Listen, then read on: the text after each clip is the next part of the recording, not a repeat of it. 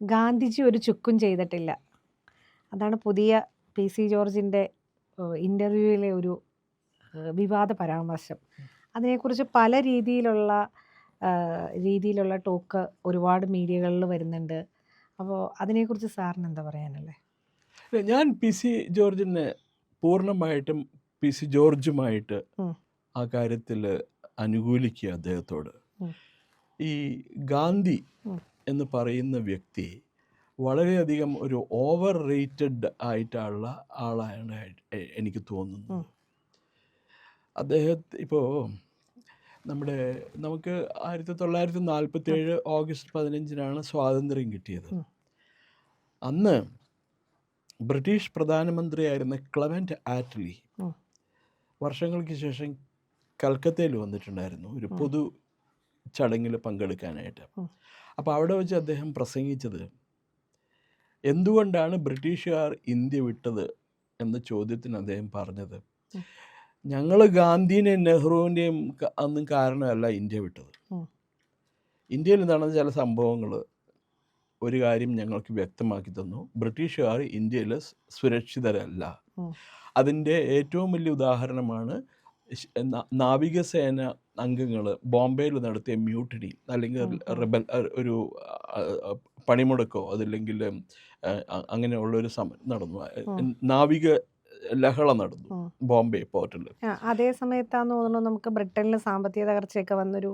ബ്രിട്ടനിൽ രണ്ടാം ലോക മഹായുദ്ധത്തിന് ശേഷം ബ്രിട്ടൻ വൻ സാമ്പത്തിക തകർച്ച നേരിടുകയായിരുന്നു.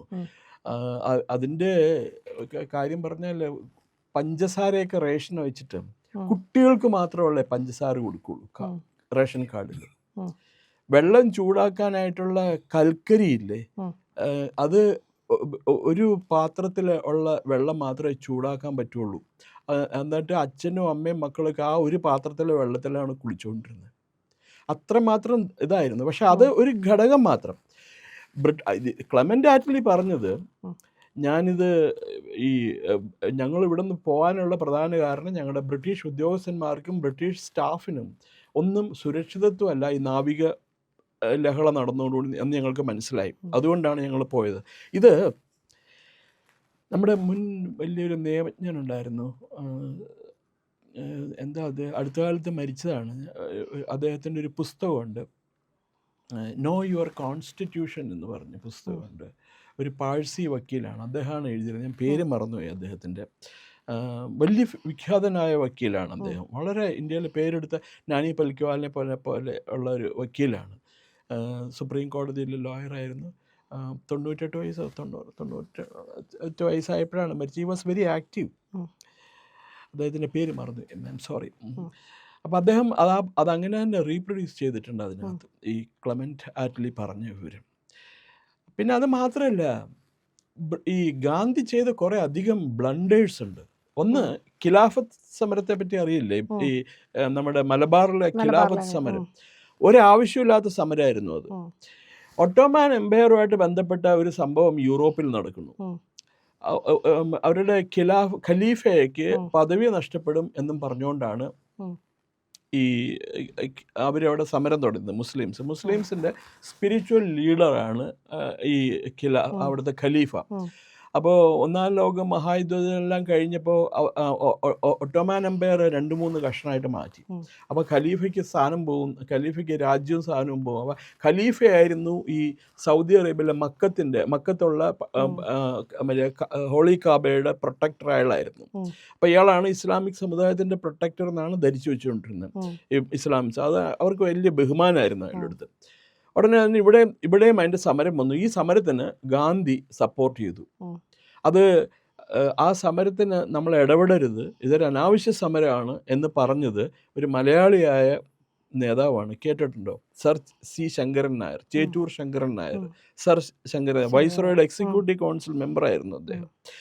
ഇന്ത്യയിൽ ഇന്നേ വരെ കോൺഗ്രസ് പാർട്ടിക്ക് മലയാളിയായിട്ട് ഒരേ ഒരു പ്രസിഡന്റേ ഉണ്ടായിട്ടുള്ളൂ, അത് സർ സി ശങ്കരൻ നായരായിരുന്നു.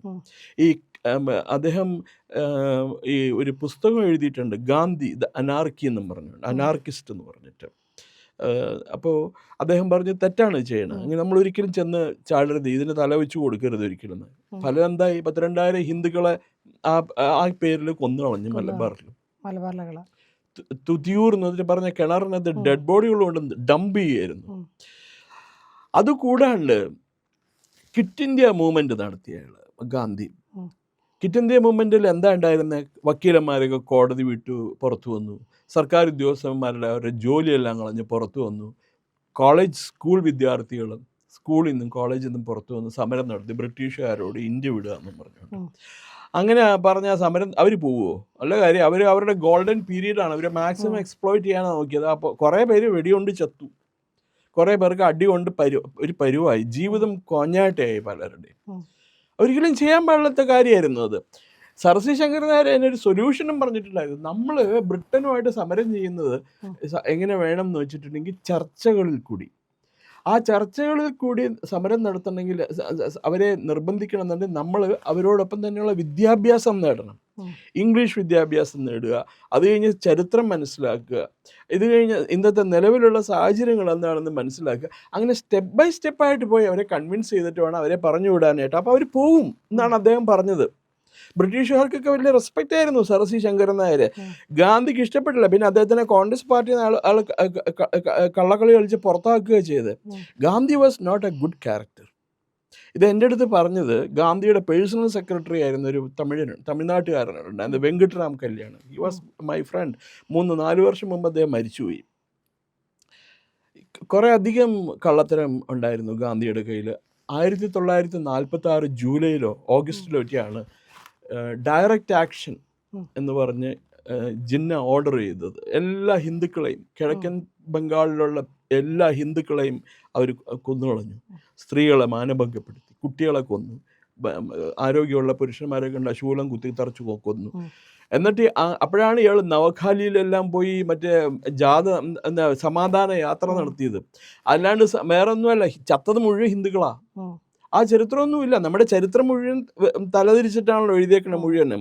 ഈ ചരിത്രത്തില് ഒരിക്കലും ഗാന്ധിജി മാത്രമാണ് ഫ്രണ്ടില്. അതെ, ഒരിക്കലും ഭഗത് സിംഗോ അല്ലെങ്കിൽ മറ്റ് അവരൊന്നുമില്ല. ഒരു പേജിൽ ഇങ്ങനെ ഒതുങ്ങി പോകുന്ന ആളുകളായി മാറി. യഥാർത്ഥ സ്വാതന്ത്ര്യ സമരത്തിൽ പങ്കെടുത്ത യഥാർത്ഥ മറ്റേ പോരാളികളെ കുറിച്ചിട്ടുള്ള മെൻഷൻ ഒന്നുമില്ല. അവർക്ക് വേണ്ടപ്പെട്ട ആൾക്കാരെ കുറച്ചുപേരെ മാത്രമേ ഉള്ളൂ. ഈ ഫാദർ ഓഫ് ദി നേഷൻ എന്നുള്ള പേര് ഗാന്ധിക്ക് കിട്ടിയത് തന്നെ ബൈ ഡിഫോൾട്ട്. അയാളല്ലായിരുന്നു ഫാദർ ഓഫ് ദി നേഷൻ ആവേണ്ടത്. ദാദാബായ് നവറോജി എന്ന് പറഞ്ഞൊരു പാഴ്സിയുണ്ട്. അദ്ദേഹം ബ്രിട്ടീഷ് പാർലമെന്റിലേക്ക് എലക്ട് ചെയ്യപ്പെട്ട വ്യക്തിയാണ് അദ്ദേഹം. അദ്ദേഹമാണ് യഥാർത്ഥത്തിൽ ഫാദർ ഓഫ് ദി നേഷൻ ആവേണ്ടിയിരുന്നത്. അദ്ദേഹത്തിൻ്റെ അടുത്ത് കണ്ടിച്ചപ്പോൾ അദ്ദേഹം പറഞ്ഞു, I don't believe in all these nonsense, എന്നെ എങ്ങനെയൊന്നും വിളിക്കുമൊന്നും വേണ്ട എന്ന് പറഞ്ഞു. എന്നെ നിങ്ങൾ ആരും ഒന്നും വിളിക്കേണ്ട, എൻ്റെ പേര് വിളിച്ചാൽ മതി എന്ന് പറഞ്ഞു. അദ്ദേഹമാണ് ഇന്ത്യനെ ബ്രിട്ടീഷുകാരെ എങ്ങനെയാണ് ചൂഷണം ചെയ്യണത്, എവിടെയൊക്കെ നമുക്ക് തടയാം, എങ്ങനെയൊക്കെ ചെയ്യണം എന്നുള്ളതിൻ്റെ പറ്റിയിട്ടുള്ള സമഗ്രമായിട്ടുള്ള ലേഖനങ്ങളും പുസ്തകങ്ങളില്ല, പ്രസംഗങ്ങളൊക്കെ അത് ബ്രിട്ടീഷ് പാർലമെൻറ്റിൽ വരെ ചെയ്തിട്ടുണ്ട്. അദ്ദേഹമാണ് യഥാർത്ഥത്തിൽ ഇന്ത്യൻ സ്വാതന്ത്ര്യ സമരത്തിൻ്റെ മുഖം എന്ന് പറയുന്നത് ദാദാബായ് നവറോജിയാണ്. അദ്ദേഹത്തിനെ കുറിച്ചിട്ട് അടുത്ത കാലത്താണ് ഒരു പുസ്തകം വന്നത്. ആ മനുഷ്യൻ മരിച്ചിട്ട് എത്രയോ കാലമായിരുന്നു, ഏതാണ്ട് 80-80 വർഷമായിട്ടുണ്ട്, 100 വർഷമായിട്ടുണ്ട് ആ മനുഷ്യൻ മരിച്ചിട്ട്. ഇപ്പോൾ അദ്ദേഹത്തിനെ കുറിച്ചൊരു പുസ്തകം എഴുതണമെന്നുണ്ടെങ്കിൽ അദ്ദേഹം അന്നത്തെ കാലത്ത് വിവരവും വിദ്യാഭ്യാസവും ഉള്ള ആൾക്കാരുടെ ഹൃദയത്തിൽ എന്തുമാത്രം സ്വാധീനം അദ്ദേഹത്തിന് ഉണ്ടായിരുന്നു എന്നുള്ളത് ആലോചിച്ച് നോക്കണം. അപ്പോൾ ഈ പറഞ്ഞ ഗാന്ധി മതപരിവർത്തനത്തിനെതിരായിരുന്നു. പള്ളിയിൽ അച്ഛന്മാരെയും ഇവാഞ്ചലിസ്റ്റുകളെയൊക്കെ അദ്ദേഹം ചീത്ത പറഞ്ഞിട്ടുണ്ട്. അതൊക്കെ ഇവർ തന്ത്രപൂർവ്വം മാറ്റി വെച്ചേക്കുക ചരിത്രത്തിൽ നിന്ന്. ഇപ്പോൾ ഒരു ചെന്നൈയിലുള്ള സെൻറ്റർ ഫോർ പോളിസി സ്റ്റഡീസിൽ doctor JK Bajaj, MD Srinivas, ഇവർ രണ്ടുപേരും കൂടി ചേർന്ന് ഗാന്ധി ഹിന്ദു പാട്രിയറ്റ് എന്ന് പറഞ്ഞൊരു പുസ്തകം എഴുതിയിട്ടുണ്ട്. ബൃഹത് ഗ്രന്ഥം, 700-800 വോളിയം. അപ്പോൾ അതിനകത്ത് നമുക്ക് കാര്യം മനസ്സിലായി, അയാൾക്ക് ഹിന്ദുത്വത്തോട് വലിയ സ്നേഹമൊക്കെ ഉണ്ടായിരുന്നു. പക്ഷേ അത് പുറത്തു പറയാൻ അയാൾക്ക് പേടി, അയാളുടെ സെക്യുലർ ഇമേജ് പോവോ എന്നുള്ള വിവരം. അയാളെന്നൊന്നും വിളിക്കാൻ പറ്റില്ല, സോറി. ഗാന്ധിക്ക് ഒരു പബ്ലിക്കേഷൻ ഉണ്ടായിരുന്നു, നവജീവൻ എന്ന് പറഞ്ഞിട്ട്. നവജീവൻ ഗുജറാത്തി മാസികയാണ്. അപ്പോൾ ഇവർ പോയി ഗുജറാത്തിൽ നവജീവൻ ട്രസ്റ്റിൽ പോയിട്ട് ആ മാസികയുടെ ഒക്കെ ഓൾഡ് ഇഷ്യൂസ് സെലക്ട് ചെയ്ത് കഴിഞ്ഞ് അയാൾ ഗുജറാത്തിയിലൊക്കെ എഴുതിയിരുന്ന വളരെ മോശമായിട്ടാണ് ഹിന്ദുക്കളെ കുറിച്ച് എഴുതിയിരുന്നത് മുഴുവൻ. അതും പബ്ലിഷ് ചെയ്തിട്ടില്ല ഇവിടെ. പിന്നെ അവസാനം അടിയന്തരാവസ്ഥ കാലത്ത് അറിയില്ലേ, ടൈം ക്യാപ്സൂൾ ഉണ്ടാക്കി അതിൻ്റെ ഉള്ളിൽ മറ്റേ ചരിത്രം, ഇന്ത്യയുടെ ചരിത്രം ആലേഖനം ചെയ്ത് കിണറി കൊണ്ട് തള്ളി. അതിനകത്ത് എഴുതുന്ന ഇന്ത്യ ഇന്ദിരാഗാന്ധിയുടെ സ്വന്തമായിരുന്നു, പിന്നെ പാവപ്പെട്ടവരോടുള്ള സ്നേഹം കാരണം എഴുതി കൊടുത്തു. അപ്പോൾ അവരുടെ വീട്ടിലുണ്ടായിരുന്ന ഒരു കിളവനാണ് ഗാന്ധി. അപ്പൂപ്പൻ കുട്ടികളെ നിലത്ത് എഴുത്ത് പഠിപ്പിക്കാനും അങ്ങനെ കീർത്തനമൊക്കെ പഠിപ്പിച്ചു കൊടുക്കാനായിട്ടുണ്ടായിരുന്ന ആളായിരുന്നു എന്നൊക്കെയാണ് എഴുതിയേക്കുന്നത്. അപ്പോൾ തന്നെ അവർക്ക് ഗാന്ധി എന്നുള്ള പേര് ഇറ്റ് വിൽ സെൽ വെൽ. അതുകൊണ്ടാണ് അവർ അസെപ്റ്റ് ചെയ്ത ആ പേര്. അവർക്ക് ആ ഗാന്ധി എന്നുള്ള പേര് കിട്ടാൻ എന്താ മാർഗം? ഒരു മാർഗ്ഗമില്ല. ആ GHANDA ഗണ്ഡി എന്നുള്ള പേരിൽ എച്ച് അങ്ങോട്ട് വെട്ടിക്കളഞ്ഞ് കഴിഞ്ഞപ്പോൾ ഗാന്ധിയായി. എച്ച് അങ്ങോട്ട് മാറ്റിയിട്ടുണ്ടെങ്കിൽ ഗാന്ധിയായി. അപ്പോൾ ഇത് ഇദ്ദേഹം പറഞ്ഞത് 100% ശരിയാ, ജോർജ് പറഞ്ഞത്. ശരിക്കും PC പറഞ്ഞത്, അതായത് ഗാന്ധി ദൈവമായിട്ടൊന്നും കാണേണ്ട കാര്യമില്ല, സാധാരണ ഒരു മനുഷ്യനാണ്. ആരെയും ദൈവമായിട്ട് കാണേണ്ട ആവശ്യമില്ല, ഗാന്ധിനെ ഒട്ടും ദൈവമായിട്ട് കാണേണ്ട ആവശ്യമില്ല. ഞാൻ ആ വക്കീലിൻ്റെ പേര് മറന്നുപോയി. വളരെ വിഖ്യാതനായൊരു വക്കീലാണ് അദ്ദേഹം. അടുത്ത കാലത്താണ് മരിച്ചുപോയത് അദ്ദേഹം ആ പുസ്തകത്തിനകത്ത് എഴുതിയിട്ടുണ്ട് ഗാന്ധിയെ കുറിച്ചിട്ട്. ഇതാണ് യഥാർത്ഥ സംഭവം എന്നുള്ളത്. ഈ നാവിക ലഹള നടന്നില്ലായിരുന്നുണ്ടെങ്കിൽ ബ്രിട്ടീഷുകാർ എപ്പോഴും പോവില്ലായിരുന്നു. പിന്നെ ഒരു കാര്യമുണ്ട്, ബ്രിട്ടീഷുകാരുടെ ഇക്കണോമി തകർന്നിരുന്നു. അവിടെ സെക്കൻഡ് വേൾഡ് വാർ കഴിഞ്ഞതോടുകൂടിയും ഗ്രേറ്റ് ഡിപ്രഷൻ അതൊക്കെ വന്നപ്പോൾ യൂറോപ്പിലും അമേരിക്കയിലുണ്ടായ പ്രത്യാഘാതം, അതിൻ്റെ പ്രത്യാഘാതം യൂറോപ്പിലും ഉണ്ടായി. സെക്കൻഡ് വേൾഡ് വാർ